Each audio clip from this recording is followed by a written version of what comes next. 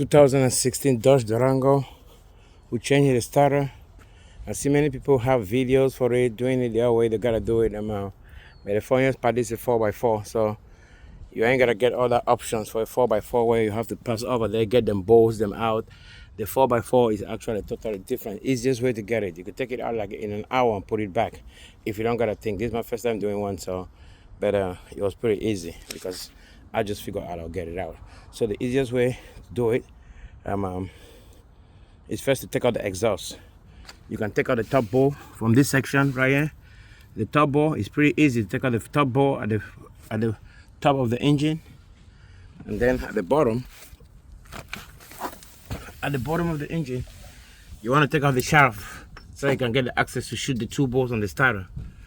I already got the starter out, so the starter, this is how the starter gotta face. You got the two bolts. You can shoot them over this way if you take this out. So you take the drive shaft out, you shoot the bolts behind the back on the starter. Right there, you take out the two cables at the back, right there at the back of the starter. It's easy to plug out, so this one is pretty easy. It's just a little clip on the starter. You just unplug this one, push it out, then use a little ratchet like this to take out the 13 bolt from the back. Make sure you disconnect the battery. Now you slack in the exhaust.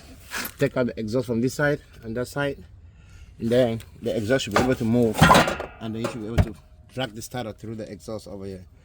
I don't think I've not seen any video about this, because most of the videos I see they're 4x4. I mean the two wheel. So that's the easiest way to take it out. It's really pretty fast. Less than an hour you should be done. So that's the best way to get it out.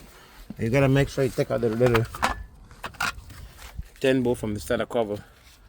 It's pretty easy to get out. You have a lot of access on this one to pull these bolts out. You don't have to like do it like the way you do just the back wheels. But the 4x4 is really pretty easy. So that's it. So now we gotta push it the same way. It's a new one right here. We gotta pass it back through the same area, and that's it. And then we could tie the exhaust and start tying everything back. So pass it through this area, guide the bolts. You can tie the exhaust first before you key those bolts if you want. It's more easier that way. I mean, then you tie the starter, then you put the exhaust back in, and then you put the drive shaft back in. You only got to take the drive shaft on one side, this side, so that you should be able to like have access on those two bolts on the starter. So pretty much that's real easy. All right, that's all I wanted to show you guys. So if you have Durango, you already know what to do. Exhaust gotta come out, not all the way out, just gotta slacken it and then pull it up so that you can slide the starter on. And that's the only reason to take out the exhaust. But for the starter, it take about 10 minutes, 20 minutes to take out the starter.